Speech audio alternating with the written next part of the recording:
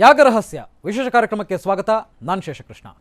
ಮಳೆಗಾಗಿ ಮತ್ತೂರಿನಲ್ಲಿ ನಡೆಯಿತು ಸೋಮಯಾಗ. ಸಂಸ್ಕೃತ ನಾಡಲ್ಲಿ ನಿಜಕ್ಕೂ ಕೂಡ ನಡೀತಾ ಮೇಕೆ ಬಲಿ. ಸೋಮಯಾಗ ಅಂದ್ರೇನು? ಈ ಯಾಗದ ಮಹತ್ವ ಏನು? ಆಯೋಜಕರು ಏನಂತಾರೆ? ಪಂಡಿತರು ಹೇಳೋದೇನು? ಇದೇ ಈ ಹೊತ್ತಿನ ವಿಶೇಷ ಯಾಗ ರಹಸ್ಯ.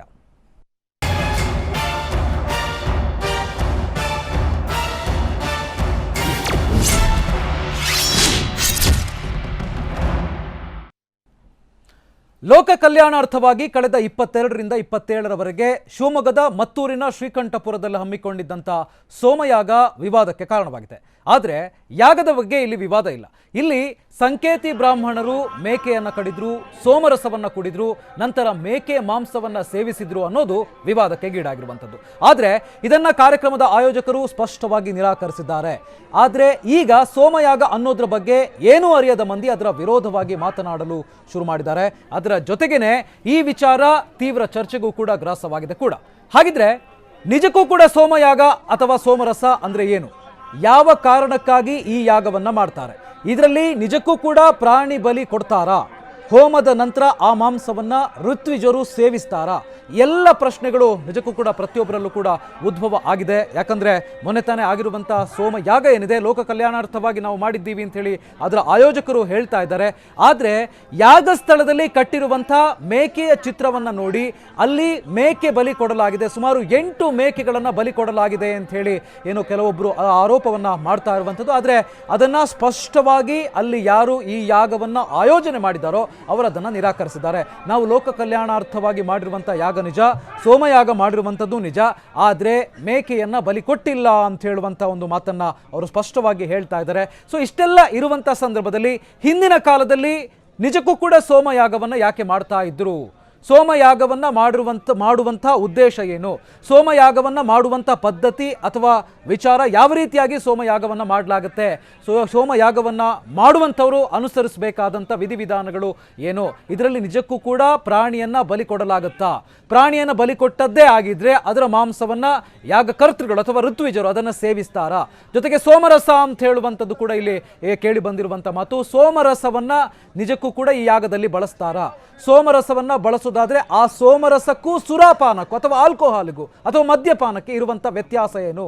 ಸೊ ಇದೆಲ್ಲ ನಿಜಕ್ಕೂ ಕೂಡ ಉದ್ಭವವಾಗಿರುವಂಥ ಪ್ರಶ್ನೆಗಳು. ಆ ಎಲ್ಲ ಪ್ರಶ್ನೆಗಳಿಗೆ ಉತ್ತರವನ್ನು ಹುಡುಕುವಂಥ ಪ್ರಯತ್ನವನ್ನು ಇವತ್ತಿನ ನಾವು ಚರ್ಚಾ ಕಾರ್ಯಕ್ರಮದಲ್ಲಿ ಮಾಡಲಿಕ್ಕಿದ್ದೇವೆ.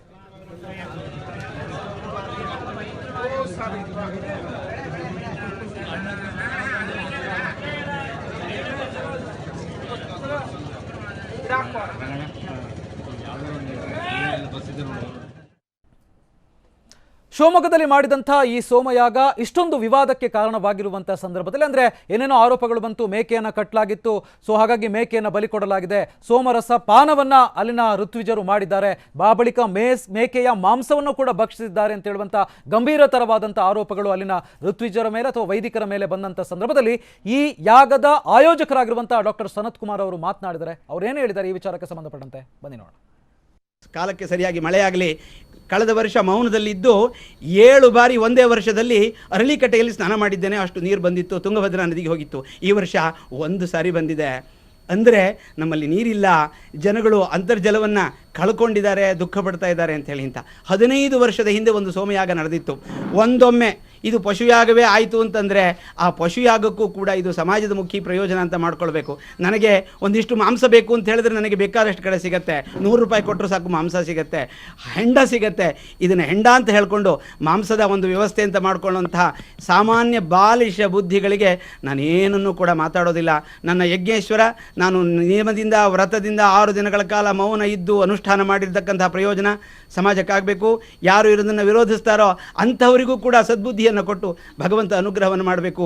ಇಡೀ ದೇಶದಲ್ಲಿ ಹತ್ಯೆ ನಿಲ್ಲಬೇಕು, ಹಿಂಸೆ ನಿಲ್ಲಬೇಕು, ಮತ್ತು ಸುವೃಷ್ಟಿ ಆಗಬೇಕು, ಕಾಲಕಾಲಕ್ಕೆ ಲೋಕ ಕಲ್ಯಾಣ ಆಗಬೇಕು ಅನ್ನುವಂಥ ಒಂದೇ ಉದ್ದೇಶದಿಂದ ಈ ಯಾಗವನ್ನು ಮಾಡಿದ್ದೇವೆ.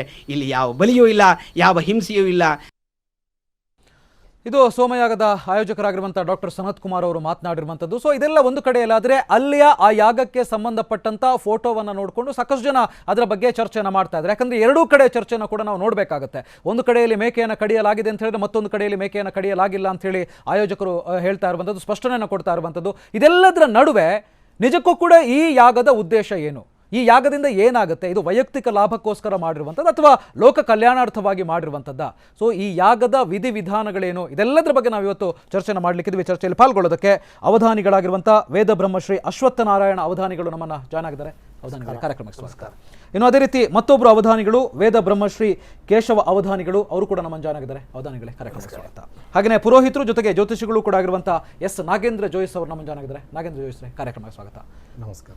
ಮೊದಲಾಗಿ ಜೋಯಿಸ್ರೆ, ಈ ಸೋಮ ಯಾಗ ಅಂತ ಹೇಳುವಂಥದ್ದು ಏನು ಅಂತ ಹೇಳುವಂಥದ್ರ ಬಗ್ಗೆ ಈಗಾಗಲೇ ಇಲ್ಲಿ ಅದನ್ನು ಪೂರೈಸಿದಂಥವರು ಕೂಡ ನಮ್ಮ ಜೊತೆ ಇದೆ. ಅವರು ಅದರ ಬಗ್ಗೆ ಖಂಡಿತವಾಗ್ಲೂ ಹೇಳ್ತಾರೆ. ಅದಕ್ಕಿಂತ ಮುಂಚೆ ಶಿವಮೊಗ್ಗದಲ್ಲಿ ಆಗಿರುವಂಥ ವಿಚಾರವನ್ನು ತೆಗೆದುಕೊಂಡು ನಾವು ಚರ್ಚೆಯನ್ನು ಪ್ರಾರಂಭ ಮಾಡೋಣ. ಶಿವಮೊಗ್ಗದಲ್ಲಾದಂತಹ ಸೋಮಯಾಗದ ಬಗ್ಗೆ